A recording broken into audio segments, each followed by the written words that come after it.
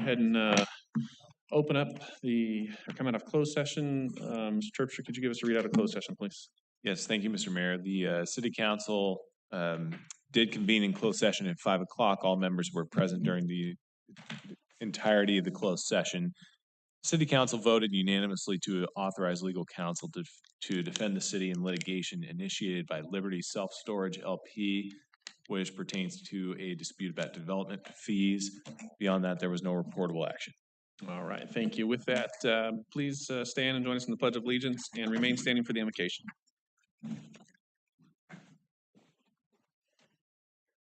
I pledge allegiance to the flag of the United States of America and to the republic for which it stands, one nation, under God, indivisible, with liberty and justice for all.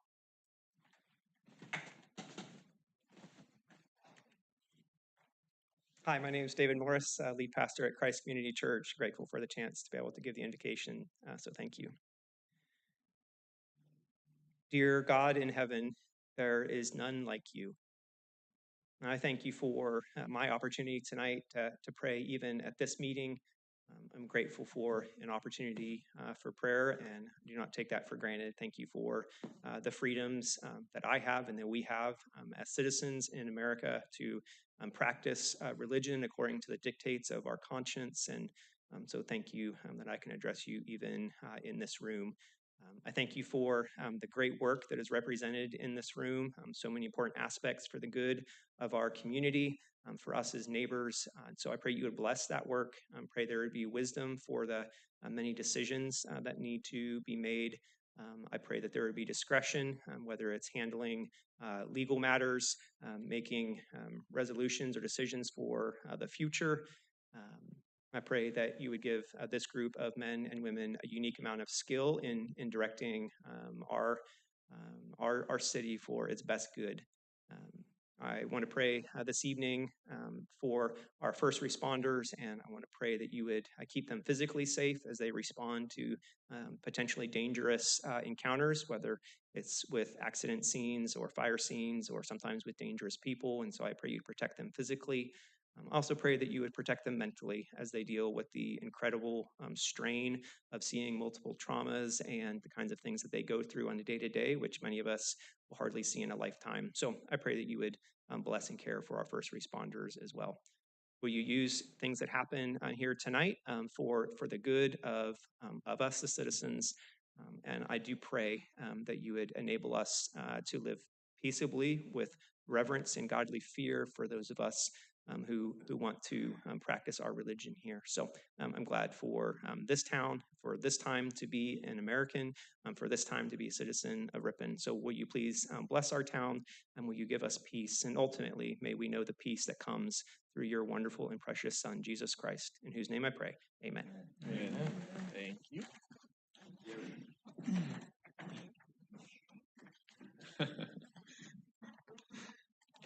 All right, Lisa, can we have a roll call, please? Councilmember Leo Zuber. Here. Mike Restuccia. Present. Dean Euchre. Here. Vice Mayor Gary Barton. Present. Mayor Daniel DeGraff. I am here. All right, we will move into public discussions. Time is provided for the public to address the city council on items not on the agenda. If there's anybody that would like to speak, please come forward, state your name and address, and you will have your time to speak. Thank you.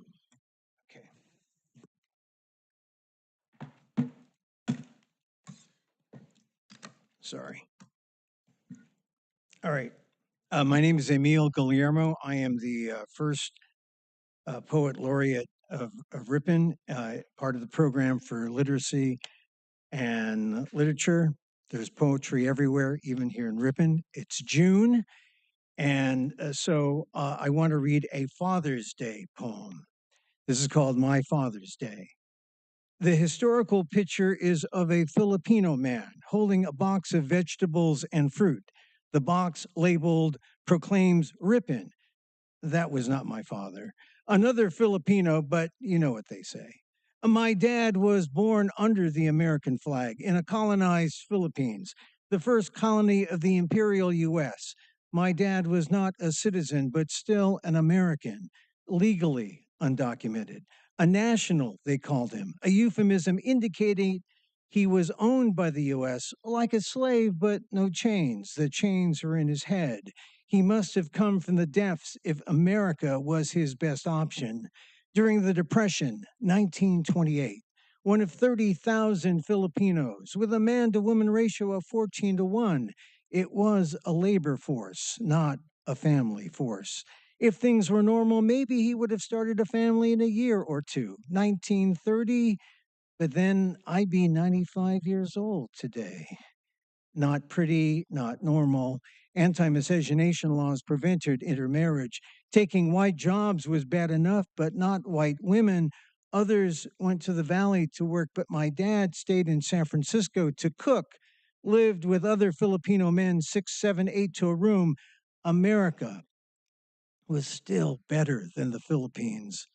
That's even if Filipino men dancing with white women caused riots in Stockton, lynchings in Lodi, a shooting death in Watsonville. Got so bad, Filipinos were asked to self deport. Some went back. The majority stuck it out here. After nearly 30 years, my father met a rare Filipina, and I was born. We never talked much, Dad and I. I was too American. He was too Filipino. I went to the Pop Warner banquet by myself. I was MVP, running back, just not an MVP son. It was only when I went east to college that I learned the history. After graduation, my father and I went to see the Giants play. He took me once to see Willie Mays, and now Vida Blue made us cheer. The Giants won, and we went home with pennant fever. They will go all the way now, Dad said, but they didn't, and he didn't. Hours after the game, he passed a happy day in an imperfect life. He died on Flag Day, June 14th. If he were alive today, he'd think that big parade in Washington, D.C. was for him, and maybe it is. My dad, once a colonized Filipino, so proud to be an American. That's my father's day poem. I will be reading at the around Ripon at the farmers market in July next to the mushrooms, July 10th, also August 7th. This month in June, on June 26th, we'll be doing a workshop at 4 p.m. at the Ripon Library, and all are invited. I thank you all for your time. I'm Emil Guillermo, your poet laureate. Thank you very much.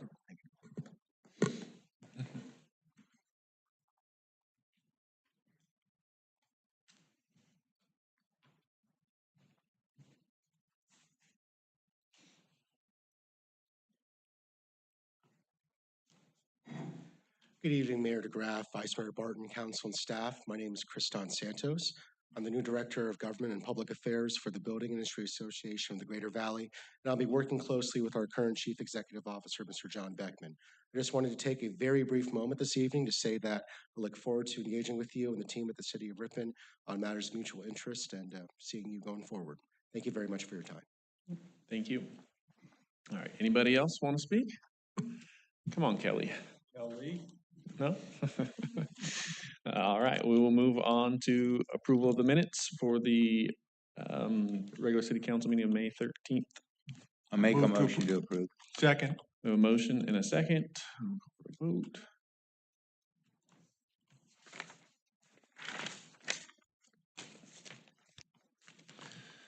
Okay, approval of the agenda as posted or amended. Is there anybody pulling any items? None? Okay, is there a motion? Move to approve. Second. Wow, that's cool.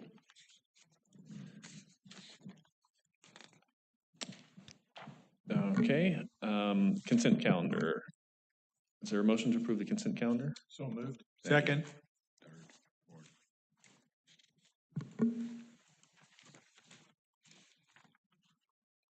Okay, on to the fun part. We're still waiting on Oh, Councilmember Restusha. I was just waiting to hear my name. Okay, now moving on to the fun part, public hearing. So public hearing item number 1, the housing element, Mr. Zeidevart. Yes, thank you, Mr. Mayor, fellow council members. I will very briefly just point out the staff report that was included in your packet and introduce Beth Thompson from De Novo Planning Group. I think she's got a truncated PowerPoint from what she gave the Planning Commission, but she'll step you through that. And if you got any questions, either Beth or myself would be happy to answer those. So. All right. Well, good evening, Mayor, members of the council. It's a pleasure to be before you with your sixth cycle housing element. So the housing element is one of the required elements of the city's general plan, and it is on a different cycle than the remainder of the general plan. The city is required to review and update the housing element every 8 years. It's the city's policy document that addresses housing needs and how you will address those identified housing needs, both assigned by the state and self-identified ones over the 8-year cycle. And throughout this process of updating the housing element, the community and the public have been invited to participate. We held several workshops to introduce the housing element update to the community and to provide opportunities for feedback. A housing needs and priorities survey was available online for people to provide input. We conducted outreach to the stakeholders. We held a workshop. Well, they were invited to all of the workshops. We held a workshop, and we also included a stakeholder survey as well to get direct data from the stakeholders. The public draft of the housing element was available for a 30-day review period for the community to comment on it. Following that, it was sent to the state for a 90-day review period. And during that public review period, there were 2 housing element workshops held to introduce the housing element, to provide an overview of what was in the element, and to provide the community an opportunity to ask questions and comment on the document. And now we are at the final phase of the housing element update, the adoption workshops. Or the adoption hearings that went to Planning Commission in April, and the public was invited to attend and comment. And tonight, the public is invited to attend and comment as well. So throughout this process, it's been transparent and open. So the housing element's a pretty hefty document. It's kind of as large as the rest of your general plan if you put them side by side. The housing plan is the meat of the document, and that it identifies the city's goals and policies and programs. So it's the city's commitment to how you'll address your housing needs during the 8-year cycle. The background report has a lot of data. It addresses the city's housing needs. It provides a lot of socioeconomic data, demographic data, discusses housing conditions. It reviews and analyzes the city's development standards, your general plan, and whether or not you meet the requirements of state law in accommodating various types of housing that are required to be accommodated. We also go through the city's inventory of sites able to accommodate housing, both sites that are zoned for residential uses as well as sites that are zoned for commercial and non-residential uses, but that allow residential uses. And we look at those in the context of whether or not they're adequate to accommodate the city's assigned housing needs.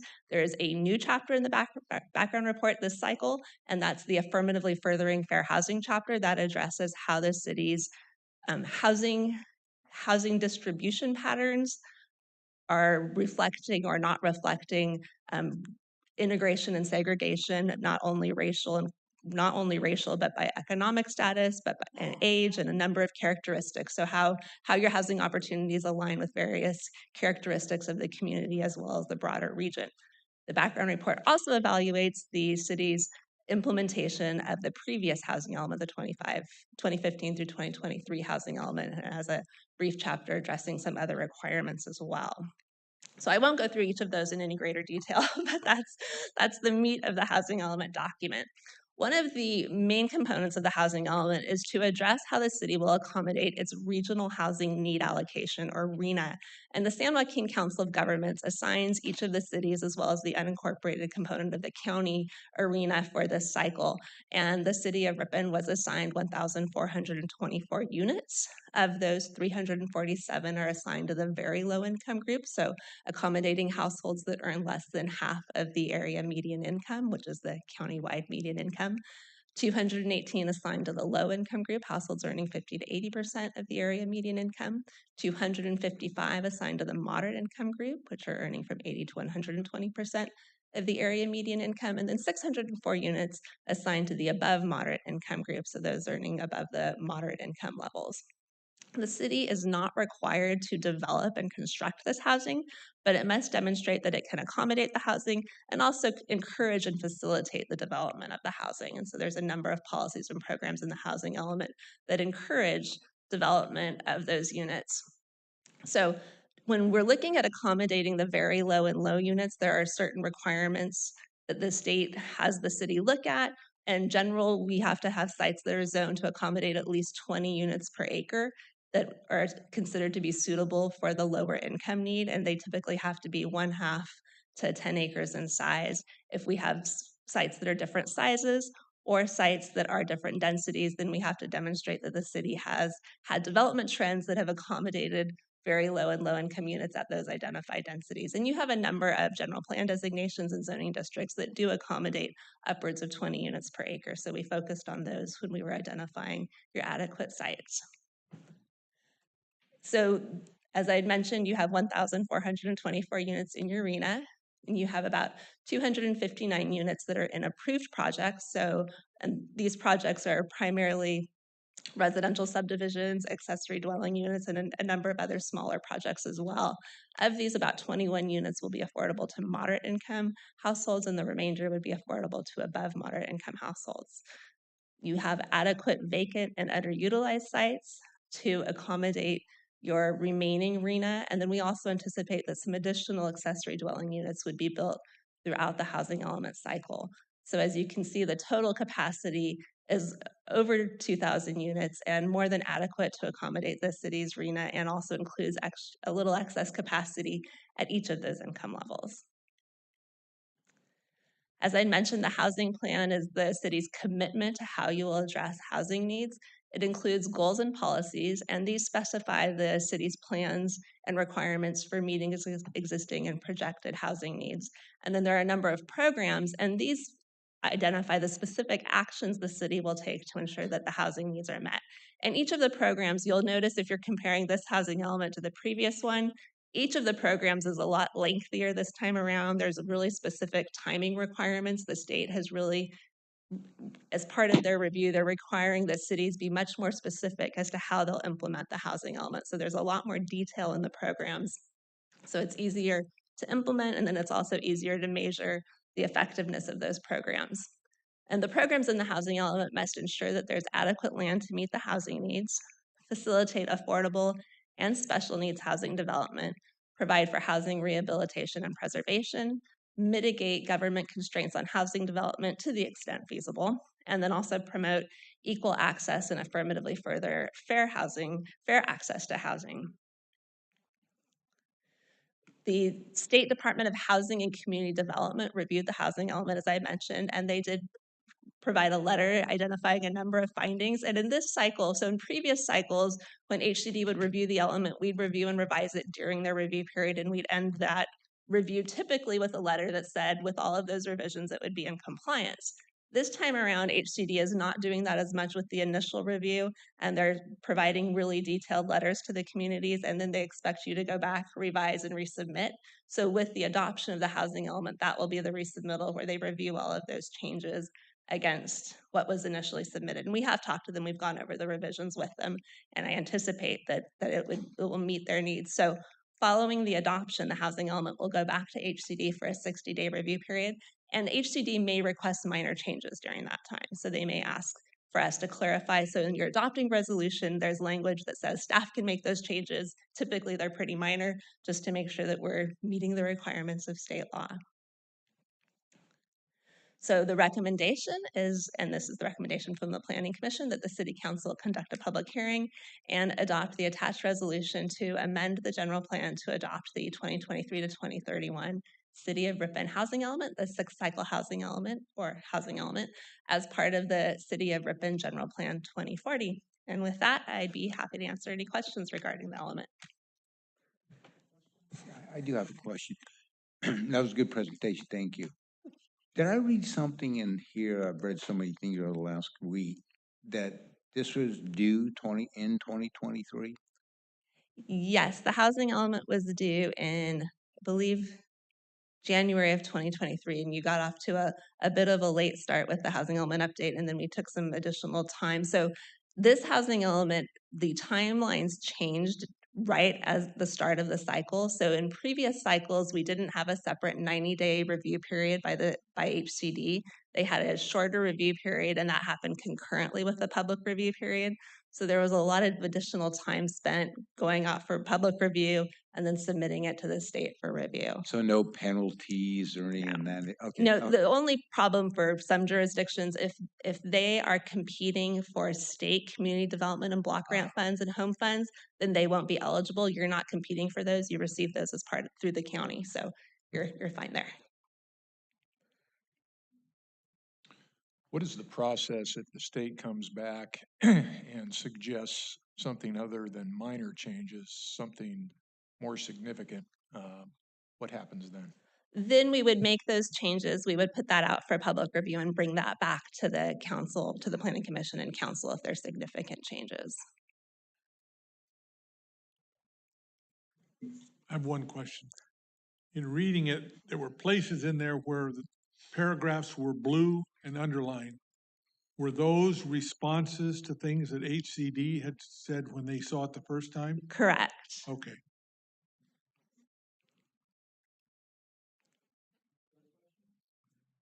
All right, well, this is a public hearing, so we'll go ahead and open up the public hearing. If anybody would like to speak, comment, or in the public comment period, please step forward and let us know what you have to say.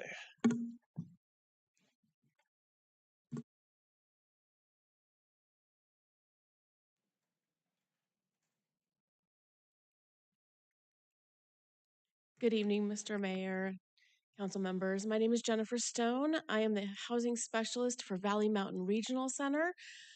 We are an agency, a state contracted nonprofit entitlement agency that supports persons with intellectual and developmental disabilities to live their most individual life in the community.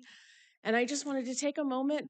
I have read through the housing element. I try to go to a lot of the different city councils and planning commissions to just ensure that you all are aware of the individuals that live in your community, that sometimes the information that's in the housing element specifically talks about residential care facilities or living with family or some other staffed opportunity. And there are a lot of our individuals that are able to and prefer to live independently, to be able to choose the staff that they have in their home. We have some that are interested in home ownership. So even though they have an intellectual or developmental disability, they still are active members of the community, can drive, can work. They can also be homeless. The one chart that was up there talked about the median income. I don't know if you're aware of the Social Security amounts, but typically the amount that our individuals would receive if they are not working is about $20,000 a year. That puts them at the extremely low income range. So it makes it really difficult if there is, the lower income opportunities that are not available for them. I also wanted to just let you know that I do work with city councils and planning commissions and city planners. We do have gap funding that we can apply for through the Department of Developmental Services. And we actually, as VMRC, have just completed our first multifamily housing complex with Stanislaus Regional Housing Authority. As you know, we cover 5 counties. So I just wanted to say thank you for your time and just to bring awareness to our individuals who are members of society, and they are just like all of us. Thank you. Thank you. Anybody else who would like to make a comment? Seeing none, we'll go ahead and close the public hearing and open it back up to council to ask any further questions, comments, any other thoughts? None? I'm good. Do you need action? Recommended action? Yes, there is recommended action to adopt or approve the resolution for adopting the housing element. Yep. Okay, so I'll make a motion that the planning commission recommends that the city council adopts the attached, so I recommend we adopt the attached resolution adopting the 2023-2031 City of Ripon Housing element, sixth cycle housing element or housing element as part of the City of Ripon General Plan 2040. I'll second. All right, we will, Wanted to get that right. I cannot call for a vote, but we'll call for a vote. Thank you to Jane or Lisa, whoever did that.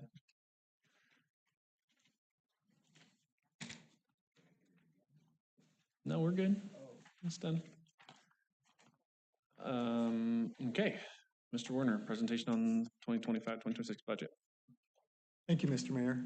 I think we're starting at slide 10. Perfect, thank you. Tonight, I'm going to go over the proposed 25-26 budget. There is no action on this item tonight. It will be back before the City Council in July for a public hearing and council action at that time. So for tonight's discussion, I'm going to talk about the overall city budget and some of the expenses that are part of the various funds that we have in the budget, and then talk specifically about the general fund budget, enterprise fund, landscape and lighting, and the capital improvement plan. As you know, the budget is made up of a lot of different funds, and these are the various funds as a summary of the funds that we use to operate the city and provide the services that we provide.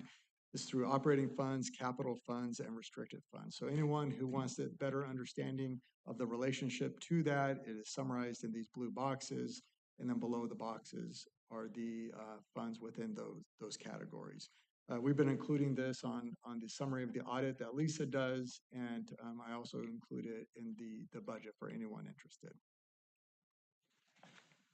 So overall for the city budget, all the tables are set up where what I'm projecting for the current fiscal year, 24-25, is on the left. What's being proposed in the 25-26 budget is on the right, and then the percent change between the 2 years.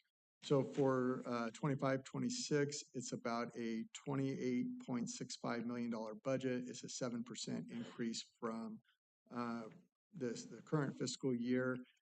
About 89% of our city budget is related to the general fund and enterprise funds, as you can see in the blue pie and the red pie there in that figure. Can I ask a quick question? Yeah. Why are the CDBG funds? I mean, it's a small amount. Yeah, you know, it varies a little bit every year depending on the projects, but last year we did the facade improvements. Yeah. So I would assume that some additional staff and engineering was involved in that. Would be my guess, but Small. Yeah.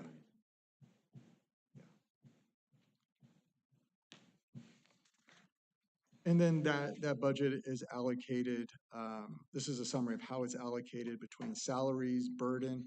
Burden is typically, well, it is healthcare, FICA, workers' comp, retirement, all makes up that burden number. Operational expenses, overhead, and then some of the redevelopment obligations are shown on there. But obviously, there's a large share, close to 55%, you know, just related to the salaries and the burden associated with the salaries of our employees, and then the operational expenses at 29%.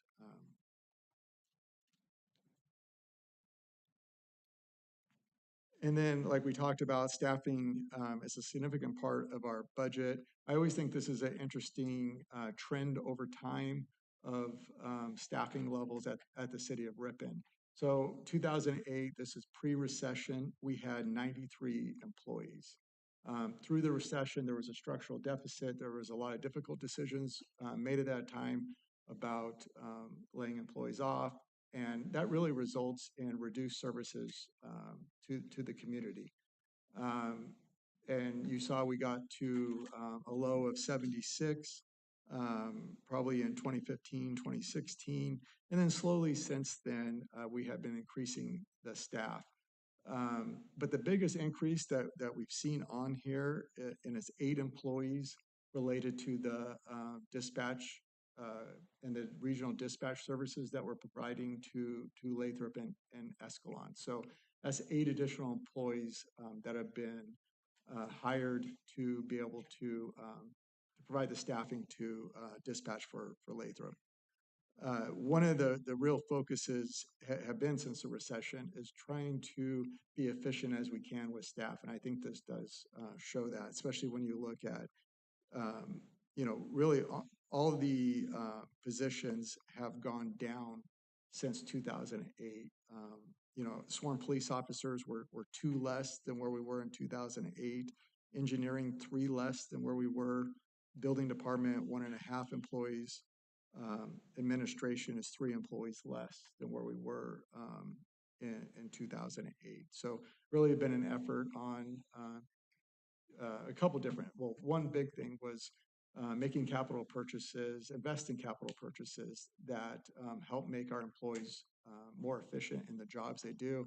The best example of this is we used to go out with water meters and read every individual property's water meters. Now we use cellular signals that send signals to staff here, so we don't have to no longer do that. But that's an example of ways that we try to be invest in capital to make our employees as efficient as possible. With this year's budget, one of the staffing requests, like I mentioned, we're taking on the dispatch responsibilities on a more regional level, which has had some benefits to the city of Ripon. The largest benefit is just providing some growth opportunities within our own staff and better working conditions. When the city of Ripon did dispatch services for us, and it was Escalon at the time, we had 6 dispatchers, and it was difficult to always provide coverage for them to take lunch breaks. And, as vacations happened, family medical leave type issues happened, it was hard to always provide coverage. As we've grown the dispatch center, it's been better working conditions related to taking personal time off. So that has been a real advantage, and I think it's been an advantage for Lathrop and Escalon to take an advantage of these services we've had. But with this, we've been only doing it for a couple of years now, and we're still trying to organize the department that makes the most sense, or the dispatch center within the police department where it makes the most sense. So what's being requested as part of this year's budget is to reclassify a CSO we have right now, it's a CSO lead to a CSO supervisor, and then reclassify a communication record supervisor who is wearing multiple hats at the city to really focus on the administration side of it, and a supervisor overseeing the IT department, records, and the receptionist, and some of the paperwork associated with that. And then add the dispatch supervisor position. That would be a new position. So the fiscal impact of that is just under $170,000.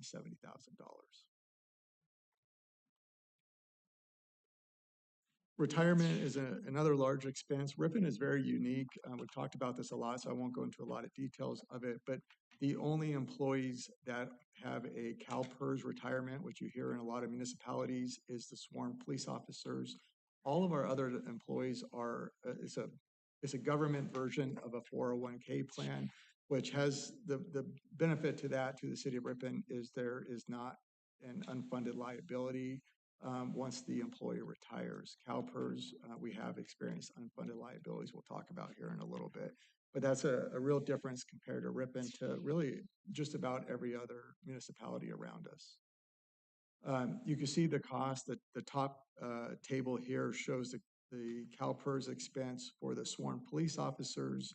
The tier 1 expense is pretty significant. At this point, we only have 7 officers that are in that category, and we paid just above $800,000 for that benefit. And that includes the normal cost the city pays plus the unfunded liability. Tier 3, it's about $275,000, and that's with some of the changes that the state had done, 10 or so years ago with the CalPERS retirement system. And then the table below is the essentially the 401k plan that we provide to all of our other employees. That contribution varies between 15 to 18.3, depending on the match provided to the employees. and that expense is about $1 million, so $15,000 an employee.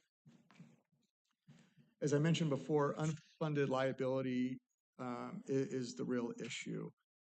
Since 2014, the CalPERS payments have increased from $500,000 per year to $800,000 a year.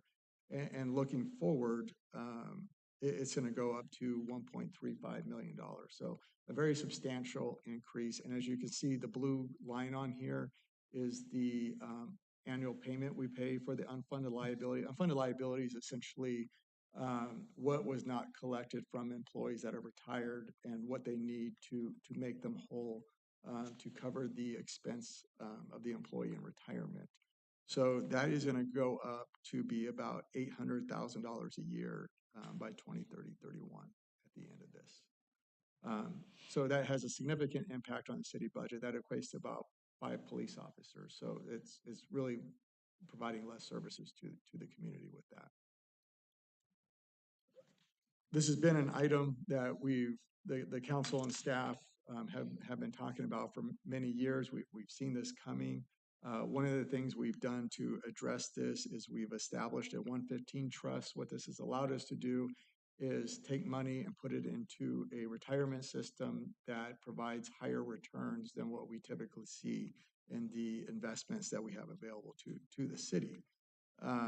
And just to put it in perspective of where we're at right now, the green line on here, the green vertical line, is the returns that we're seeing in the 115 trust as compared to the blue line, which is our unfunded liability. The goal has always been to try to put a 115 trust together that where the returns are equal or greater than the UAL annual payment. But the returns right now are about $150,000 compared to the $600,000 UAL payment. And really to get to the point when we're meeting that goal is to have a balance in that 115 trust that's close to our unfunded liability. Our unfunded liability right now is about $7 million, and we have just over $2 million in our 115 trust. So as part of the process that we've talked about at this year's policy planning meeting, every year as we close out a fiscal year and the audit is complete, staff is going to have a discussion with the council, status of the CalPERS, comparing the liabilities with the 115 trust, discuss potential transfers to the 115 trust to try to increase that balance, and then how do we allocate the annual return, if at all. So that's the process we have in place. It's not a problem that's going to be solved overnight. It's a long-term solution, but at least we're starting to put discussion into this important issue. It's been a long-term problem throughout the entire country. So Right. We're not unique. We're not unique. And our problem is much less than other cities because 67 of our employees don't have the unfunded liability. Health and welfare is another large expense that's a part of our budget. You can see on this and trending back to 2017, we've been working very hard to try to keep these expenses under control. But in 2024, we did see a 15% increase, and since then, the next 2 years, 7% increases. And what you see for 2026 is my projection, but it's a 7% increase above 2025. As part of the negotiations with employees are paying a share of that cost. In 2025, they're paying about $135,000 of that premium. So general fund. The general fund revenue was projected right now in the budget is just under 18.5 million. The majority of that does come from taxes. So this next slide, I summarize the largest revenue sources that we have. The blue line is sales tax. The orange line or red line is property tax. Green is motor vehicle in lieu. The orange line, the shorter line on there, is recreation, and then the purple is development related. But those make up about 60% of that general fund revenue. So just looking back since 1920, in 21, 22, and 22, 23, we saw the most sales tax that the city has seen. That was about $4.5 million. Since then, it has come down about $500,000. And generally, we'll see another slide that shows this, but it's across most sales tax categories where we receive sales tax revenue, but the largest has been related to the sale of fuel. As far as property tax, motor vehicle in lieu, and recreation, those have been stable sources and going up in pretty reliable trends. Property tax over the last 5 years has been 4% increases for the most part. Motor vehicle in lieu, a little bit 5%. And then related to development, that is fluctuations. Over the last 5 years, development-related revenue has averaged $470,000. The 25-26 budget has $366,000 included in it. We typically try to be conservative just because we don't want to rely on that to pay for the liabilities within the general fund. So this is a closer look at sales tax. This does go back to 2008. The blue line on here is fuel sales. The red line is manufacturing, green commercial. The purple is restaurants. And then the horizontal line on top is the annual average price of fuel. So it's not specific to Ripon, but it's a California average. But I would assume Ripon trends off of that line too. Our dollar per gallon may not match, but I would assume the ups and downs do correspond to that. So you can see as the variability that we see in the sale of fuel and how it is related to the price of gas. And also the volume of fuel sold, which I'll show you in the next sheet, but largely varied on the price of gas. So as compared to last year, and I'll point out this is by calendar year, just because there's a lag in getting some of the data. The last slide I showed was by fiscal year. This is by calendar year. But compared to 24 to 2023, fuel sales is down about 11%, $190,000. And then you can see with commercial, manufacturing, and restaurants, they all went down in 23. But in 24, you could see a little bit of a rebound there. Commercial sales went up 12%, about $57,000. Manufacturing up 2%, restaurants up 10%.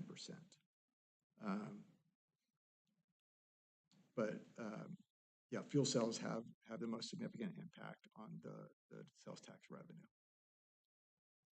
And then we've also been trending the volume of fuel being sold. This is for the city of Ripon, an estimate. And calendar year 24 as compared to 23, it is down 7%. Obviously, we were watching this closely with the sale of alternative fuel vehicles, EV and such, because they're not paying taxes to the city of Ripon for our general fund or to street and road. So we're watching that very closely as well. But you can see at least over the last 5 years, it's been relatively stable, but 24 is 7% reduction.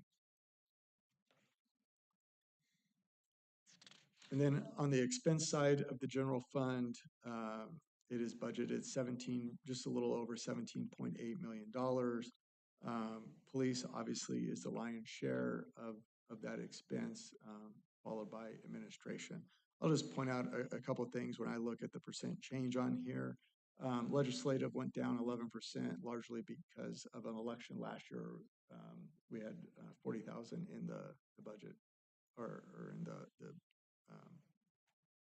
For the election. Yeah. Then we didn't have to do it. Yes. And then building went up with some of the, so that, yeah, exactly. And then building went up because of the new software that we recently talked about. And then police, you see the 10% change. In 24-25, there are some unfilled positions. So this is the actual cost. So that's a little lower than what it would have been if it was fully staffed. So the 10% is assuming it's going to be fully staffed for that fiscal year. Midland Sports Park, we've come a long way.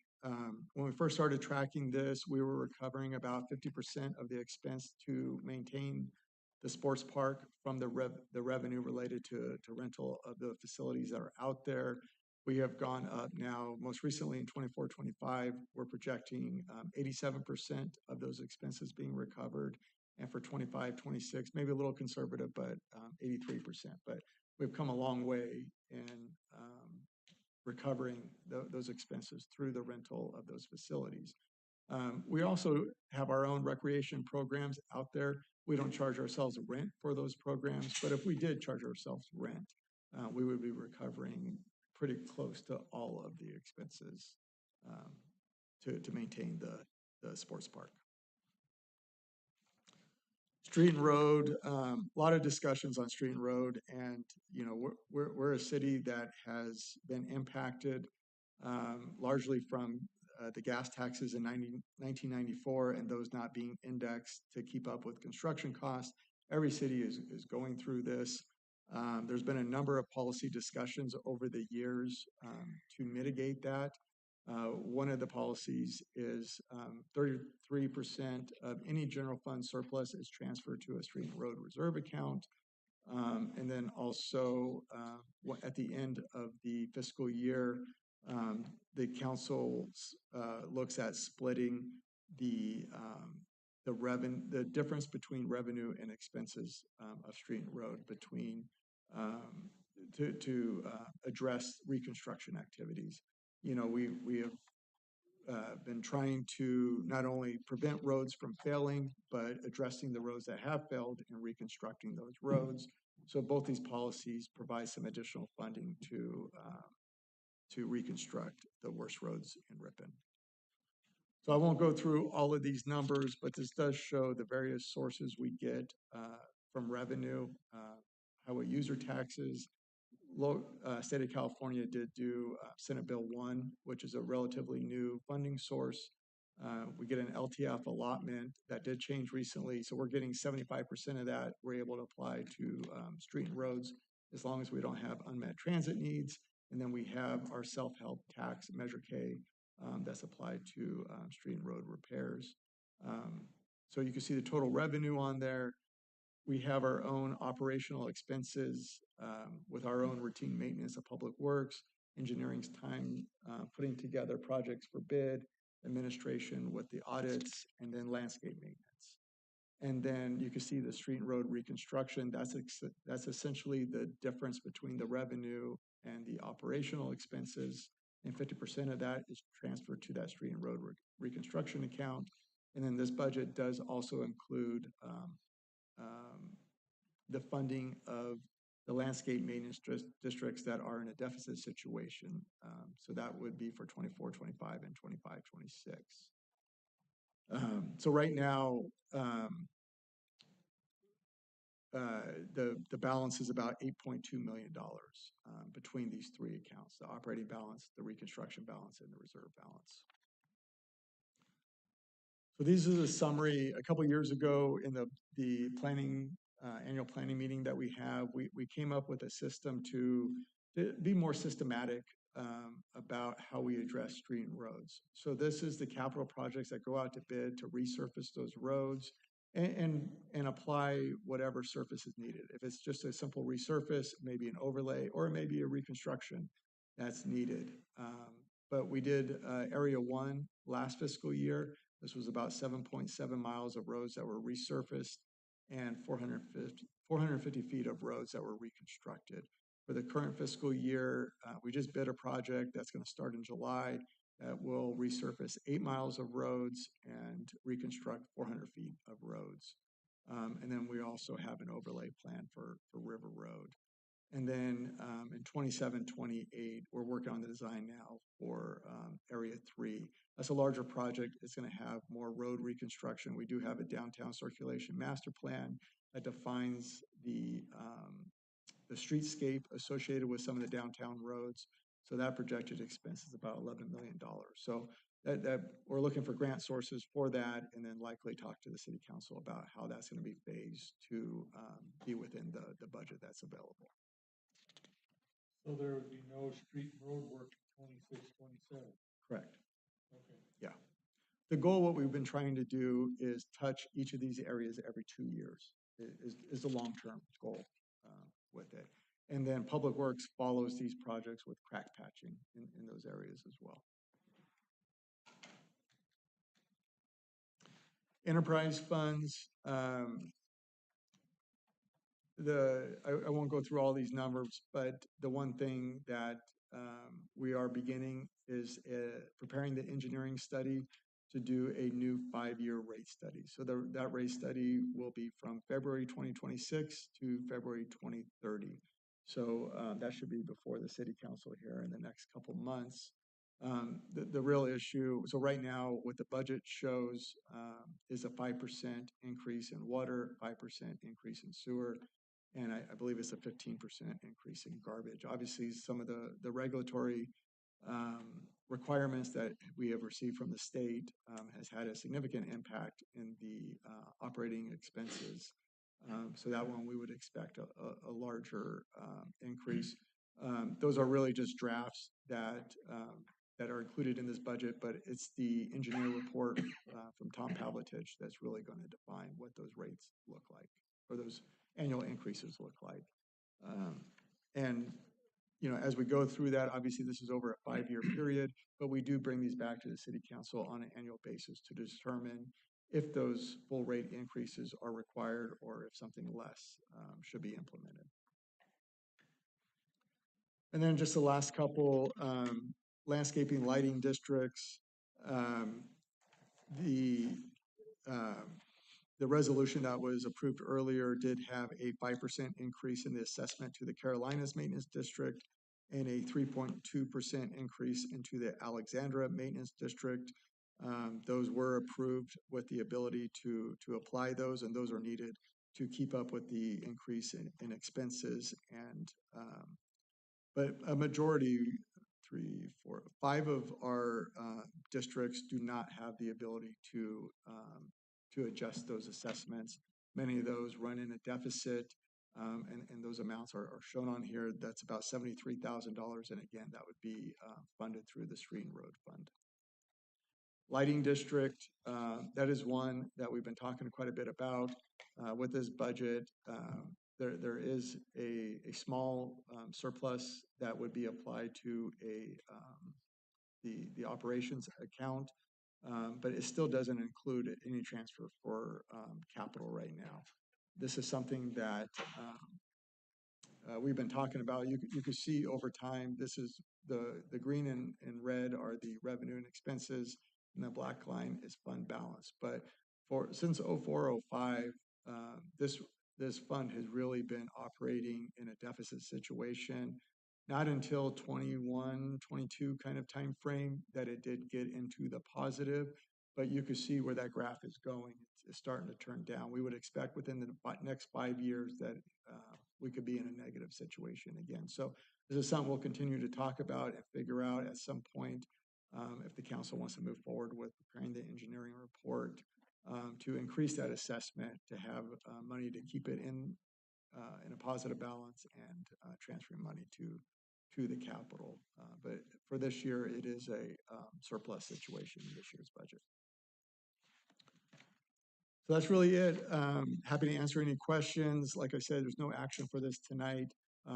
There will be a public hearing, and in July, it will be in front of the City Council for approval. Any questions, comments? Seeing none, we'll move on to presentation about e-bikes and scooters from Chief.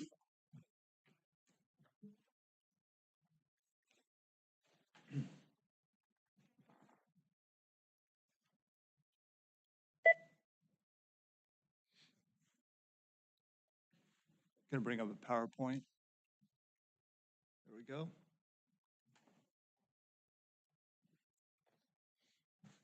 Good evening, City Council. I'm going to give a presentation about electrical bicycles and scooters. I'm sure with the weather being warmer, you've seen them all over the place.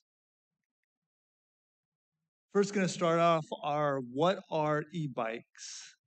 E-bikes are bicycles equipped with a small electric motor and rechargeable battery to assist with pedaling. E-bikes are typically classified into 3 categories based on speed and motor assistance. So it's class 1, 2, and 3. E-bikes must have a label stating their class, top assisted speed, and then their motor wattage. Here's a chart I put together that shows you the difference between the classifications and what some of the basic laws are. For class 1 e-bike, it's a pedal assist only. Max speed is 20 miles per hour. Age limit is none. Helmet required is under 18. These are what you see mostly around town. Then we have a class 2, the throttle assist, no pedaling required. Once again, 20 miles per hour. There is no age limit with that. And you just must wear a helmet if you're under 18. Now for the class 3, that is a little different. That's a pedal assist only, has a speedometer, and it goes faster, 28 miles per hour. And you must be 16 or older, and a helmet is required for all ages if you are on that, no matter how old you are. General rules of the road. All 3 classes are recognized as bicycles under California law, which does grant them access to public streets and roadways. E-bike riders must follow all standard bicycle traffic laws, including speed limits, stopping at stop signs. That is sometimes a confusion with bicyclists. They must stop at stop signs, and red lights, and they must yield to pedestrians and do safe passing. If an e-bike rider is traveling too slowly on the road and impeding traffic, they are required to ride as far to the right side of the roadway as practical and use the bike lane if one is available. Now, all 3 classes do not require a driver's license, registration, or insurance. I have a question. Yes, sir. Can they ride them on the sidewalk? No. Well, I take that back. Our ordinances, they can't write them downtown, but everywhere else, yes, they can. Whether In it's in, residential areas, they can ride on. yes. Now, we do have an ordinance preventing, like I said, downtown on the sidewalks, but there's no California law preventing sidewalk usage. But there is for motorized scooters, believe it or not. So, so a motorized electric scooter is defined as a 2-wheel device with a floorboard, handlebars, and electric motors designed to be stood upon while riding. Pretty obvious. You must be 16 years of old and have a valid driver's license or instructional permit to operate a motorized scooter in public spaces. And yes, you must have a driver's license. That that's state surprises law? a lot of people. Yes, that's state law. So a 12-year-old kid riding one of these is breaking the law. Yes, if they're on a motor scooter, yes, they are. That is correct. And we're educating the public on that because a lot of people don't understand that, especially kids. Get them an electric bike though, they're fine. They can ride wherever they want. No, that's crazy. Yeah. And California law still needs to catch up on some of this stuff, and I'm sure it will, especially when it comes to e-bikes as they become more and more prevalent. Motorized scooters do not need to be registered with the DMV and do not require license plates. Once again, all traffic laws applicable to motor vehicles also apply to scooter riders. Motorized scooters can only be operated on roads with a speed limit of 25 miles per hour or less. So basically, they can only be in residential areas. Scooters must be operated as close as practical to the right-hand curb or edge of the roadway when moving slower than traffic. And they must use a bike lane when one is available. Riding on the sidewalk is prohibited. Anywhere. There are a lot of people in this town who don't know that last thing. Yeah, I don't think they know any of those things. I believe you're correct. I'll be honest, I didn't know them either. I think it's kind of ridiculous, but That's been our officer's experience too. yeah. After this council, Yeah. Yes, sir. All 3 of our residents here. So speed and safety equipment, the maximum speed limit for a motorized scooter is 15 miles per hour. No passengers are allowed. I've been seeing that a lot lately. Danny, I thought it said on the previous slide it was 25. In Uh, 25 zones. Yeah, so no, glad you asked the question. So some people do get confused with that. So you can you can ride, they go up to 15 miles per hour. Okay. But you legally can ride on 25 mile per hour speed zones or lower, if that makes sense. Okay. Yeah, Okay. good question. That was a little confusion with some people. They must have proper lighting, obviously if they're at nighttime during low light conditions. And riders under 18 years old are required to wear a properly fitted and fastened bicycle helmet. And it is recommended for 18 and older. So last but not least, we've been doing a lot of community outreach and awareness, trying to make a dent in this and trying to educate people. And it's all for safety. It's all for safety because it's very dangerous, as you've seen, when when kids are darting in and out of traffic on main roadways. It can just be a very dangerous thing for them and for the motorists as well. So to help educate our community about e-bikes and motorized scooters, we've developed an informative pamphlets we're handing out. We've shared important updates on our social media platforms. We've included helpful tips in the city newsletter, and we've hosted 2 bicycle safety rodeos this year. Although not well attended, we still hosted it to try to get education out. We're also conducting target enforcement efforts to provide educational opportunities at first when necessary, but it will go to citations to repeat offenders if it continues. Additionally, the police department has relaunched also the Law and Order Rewards Program.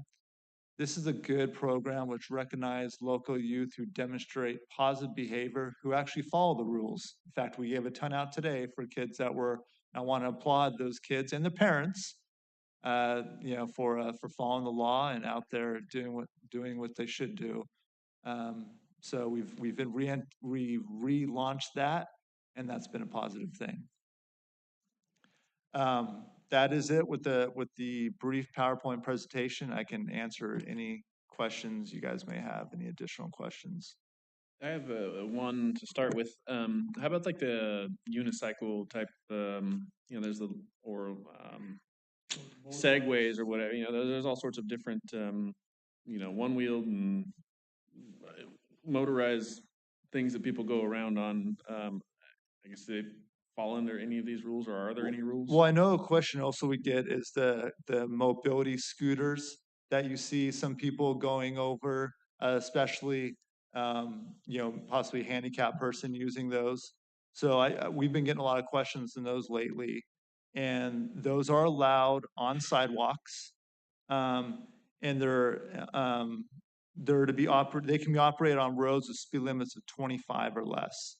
Now, if they're like going over, for example, the Main Street Overcross or the Fulton Overcross, and obviously that's more than 25 miles per hour, they can legally use the sidewalk for that, or a bike lane.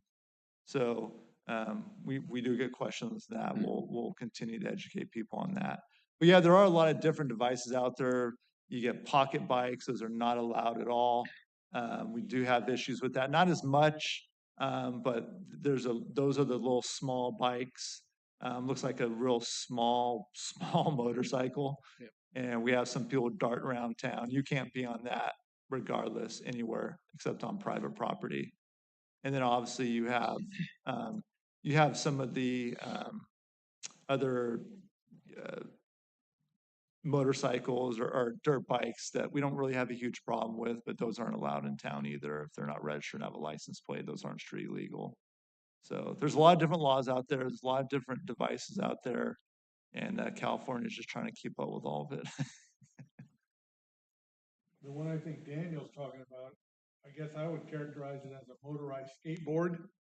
Yeah, like I A said. friend of it's- my grandson big has wheel. one of those. Yeah, there's Just the one big wheel. wheel one, and then there's also the one Oh, that's yeah, like a, balance on it. it's You like a balance on unicycle it. basically. But I mean, sometimes we've seen it while we're sitting at the council meeting. There's a guy that probably does 30 miles an They hour haul, on that they single wheel haul. deal. But I think that would fall under a motorized scooter if I'm picturing what you're talking about. And Probably I would. know who you're talking about. yeah, and I believe that would fall under He the didn't get a motorized. certificate. it didn't get a certificate for following the rules. No certificate has been handed out to that individual. Yeah. And, you know, I think you pointed out earlier, there's just a lot of misunderstandings about bicycles in general following the rules too. I mean, I think a lot of times you see the groups of bicycles that are riding together, and you know, obviously they're not all going to stop individually at a stop sign. They're typically moving as a group, but most of the time they don't stop at the stop sign.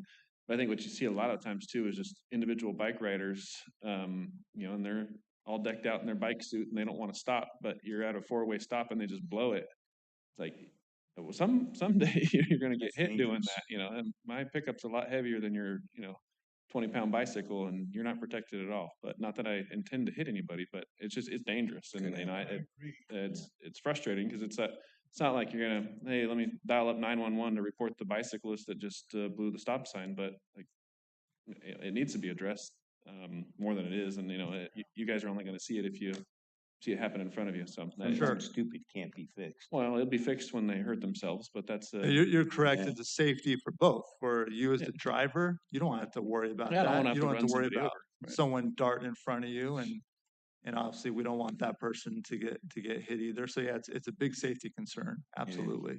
yeah. Chief, I got a quick question. So these gift certificates, does the police department buy them or are they donated? They were graciously donated from some of the businesses, Okay. which is a really, really great thing. That's nice. So we've done that a couple different times, and we'll do it for a couple months, usually during the summertime. And we just started it back up. So yeah, we gave a bunch out today, so that was good to see. Danny, do you and or the fire department have any statistics on the number of accidents that have occurred over the last few years? I could get those for you. I don't, but Is I it, can is it tell you- trending up? Do you know? no, Okay, it is not yet, okay. which is a very good thing. Yep. I don't have the exact numbers with me right now, but I can tell you that it does not happen very often. Okay, good. But you see a lot more, obviously you guys see it too, the public sees it, more e-bikes, more motorized scooters, more, so it's just a matter of time. Yeah, at speed and Unfortunately. not following the rules, and it's a bad Yeah. combination. And that's why we try, whenever we've encouraged our officers, whenever they make these contacts with juveniles, to make the extra step and time willing, contact the parent and have a short little conversation with them to educate them. So we make sure that it gets taken home to mom and dad so they know the laws on it, so they can help the community be safer and help their children obey the law on that.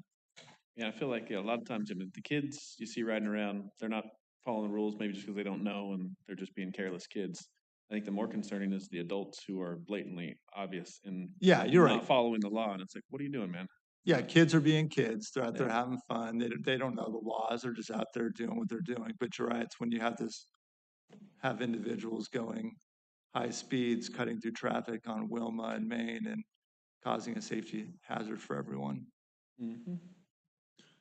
I have one comment. I've seen your officers on several occasions either pull over or I've driven by and they are stopped talking to kids who are on those electric bikes, which I'm glad to see because Good. I agree. It's only a matter of time and somebody is really going to get hurt. I was here in town, pulled up to a four-way stop, looked, and I was turning right. I start to turn right. Next thing I know, one of those electric bikes comes flying down the sidewalk. I hadn't even seen the kid. And if I hadn't stopped and he hadn't turned, my fender would have been redecorated with part of him. I mean, it scared the bejesus out of me. Absolutely. Mm-hmm. Yeah. So I was glad I was able to avoid But I mean, keep it up because Yes, sir. I hope it's paying off because I really don't want to hear about the downside of this. I couldn't agree more. All right. Thank you for the presentation. Anything further? Thank you. Comments, Could questions? Can we get that? I'd like to. Yeah, I will email that to you guys if that's what you prefer. Absolutely. Study the law, so while you're out on your scooter. Might as well. Very good. All right, well, we'll move on to reports. Chief, you got anything else for us? Mr. Mayor, I have nothing else to report. All right, thank you. Kai? Just a couple quick items. If you haven't been out to tennis courts recently, they have been, completed with the acrylic and the painting and everything looks sharp. So they completed that last week. And we do have we're in the middle of our summer, all of our programs, but we got a movie night coming up Friday night, June 27th at Mislin. All right. Movie Inside night. Out 2. Inside Out 2. Don't know that one. So you have to scream Inside Out once, so you know. Yeah, I haven't seen the first one, so hopefully it's good. Yeah. Ken? Nothing to report. All right, James? Yes, I do have a couple of items, Mr. Mayor, Honorable City Council. Our water usage for the month of May was 20% below our 2013 numbers, 8% above last year's numbers. Also, the Stanislaus River Bike Ped Bridge is scheduled to be under construction starting July 7th. That is pending a survey, another environmental survey that has to take place no sooner than 14 days prior to construction. So as long as there's no nesting or other items out there that are found by the biologist, then work would begin. And we'd be looking at about a month of work once the concrete cures to be reopened. So when do we need to start chasing the birds away? 13 days before. 23rd of June. Yeah. And then the other item is just our large item pickup program. It's underway. That'll go through September. Residents are able to sign up online, or they can come into the City Hall and sign up there. Do we have a program anywhere that takes bikes? Speaking of bikes earlier. Maybe you have an old bike. Some motorized bikes. Well, I know sometimes there's the donation for bikes, whatever. Is there anything that the city does where we take? No, that might. Well, I'd have to check on the large item pickup program. I don't believe that one is, just because of what it'll do. But I haven't hit anybody, and I'm not suggesting that I take their bike, but I do happen to have a bike that I'm looking to get rid of. But I know there's people that have bikes, just don't want to throw them away. They may be useful to people, but I just didn't know if we had a program or something where people recycled bikes or use them or give them to people that need them. Well, I'm sure you can give it to Goodwill, but if there's a program here where people need bikes and we have bikes. not that I'm aware. I was just curious. Yeah, thanks. Your house? I'll bring it there. Mr. Terpstra. Mr. Werner? Mr. Rasucia? I do. Have any of you been to any of the ball games at Mislin Park, this t-ball or football or flag? So I go out there quite a bit now, as you can imagine, and I got to tell you, it is extremely successful. It's amazing. It's like hometown. People come from Antique, and it's not about the sport itself, because everybody's cheering for everybody's kid, but you see they're learning respect and working with other kids, and it's just a fabulous thing besides the sport itself. I got asked, and I bring it up here only because I did talk to Kai and Kevin about this. I got asked one time, and then of course I was introduced to somebody as a council member, then I got flocked by 100 people about, and if you go out there and take a look, I guess there's plenty of parking. I say there's not, but let's say there is. Some older people, like great-grandparents or grandparents, cannot, they come and they don't find a parking spot close, and they leave. And that seems to be pretty usual. And those are the people you hear about, not the ones that just don't come because there's no parking. And the worst time is between the games, because you got people coming and going, and there's just a difficult way to park. So what was brought up to me, I'm not suggesting this, I'm just going to tell you what was said. that can the city provide like a golf cart? And I go, I personally don't like the liability sound of that. But if somebody wanted to do it themselves, well, I was talking to Kevin about this. Oh, and then they talked about opening up the emergency gate where the fire department first said no and now says, well, somebody said they said yes, which I think it's still no. So that was a confusion.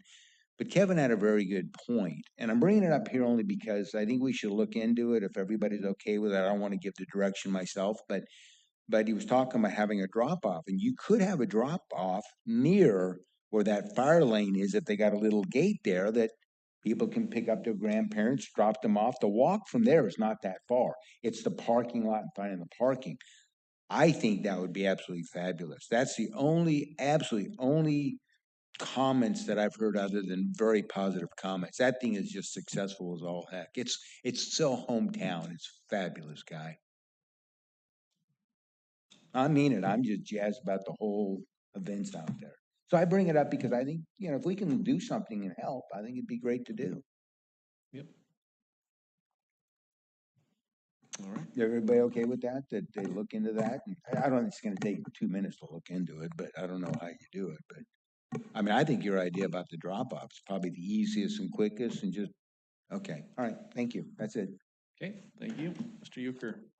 Nothing to report. Mr. Zuber. I just have one comment.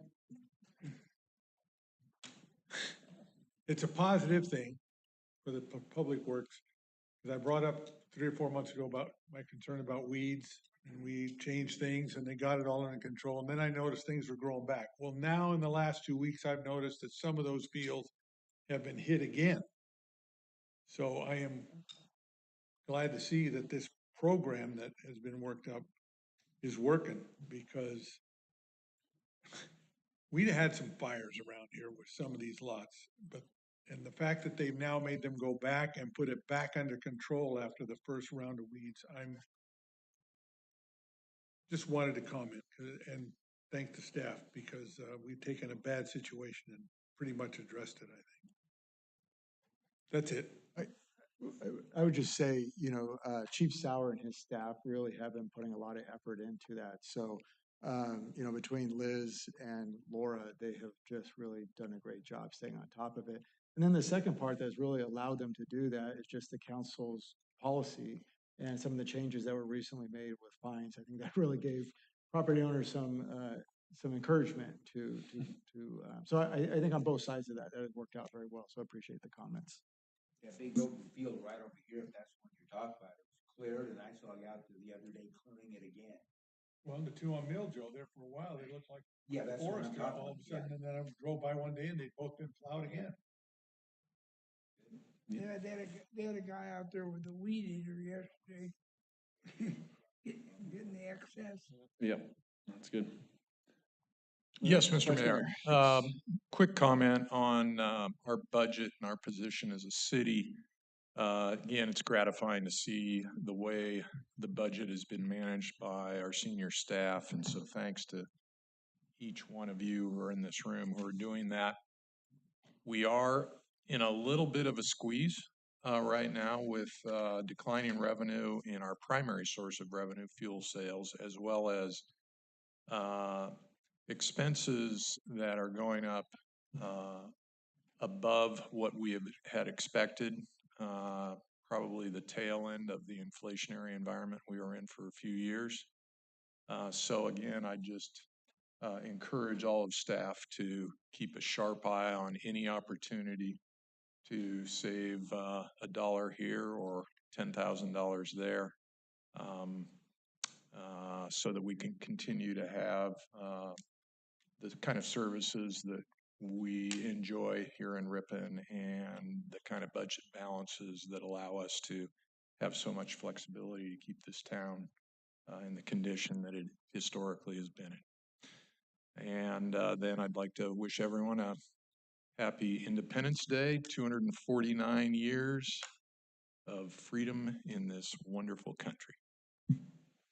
All right, thank you. I don't always spend a lot of time talking up here, but I'm going to for a minute. So one thing, you all sent me to the One Voice strip which I know sometimes we think that there's maybe, it's not as productive as it could be, or it's, costs a lot of money to send someone over there, and particularly when we don't have a project. But I would just say, in those discussions, in the meetings, I think in particular, it was excellent timing for majority of the projects being infrastructure related, transportation related, as the federal government is right now working on the next transportation funding bill, which will, in theory, occur in 2026. They're taking all those projects into consideration.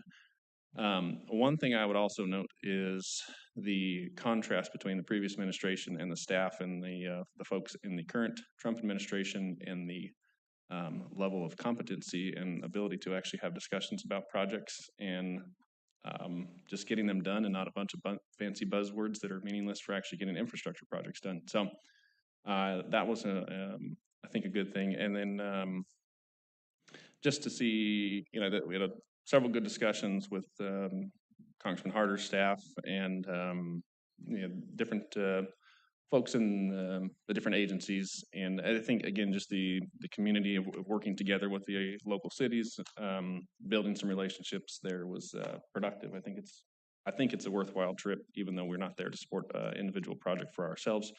I think what you gain out of it is when we actually do have a need, that those others who we've supported through it will hopefully support us. So I would say encourage us to go back there in the future. The other item, so my wife and family and I had the opportunity to go do a little bit of traveling over the last week. We spent some time in the Grand Canyon, some time across to Arizona, and in Nevada. And it's a very clear contrast between what we see in California and what you see in those states. From the wildlife, from forest management, the lack of fires, and certainly there's fires everywhere, but what we do in this state, the police presence and how things are managed, the graffiti, the trash that we have around this state, as you come back into California, it's embarrassing. And to see the leadership in this state, Condition of the roads. the condition of the roads, the train to nowhere that's being delayed and costing billions of dollars to the taxpayers and going to provide nothing for decades. The wildfires, the house fires, the riots in LA, the management of the state and the government is doing a terrible disservice to our citizens. And again, being in DC, and you see the contrast between the current administration there and what California is doing, and then what we are doing in this city and what staff is doing.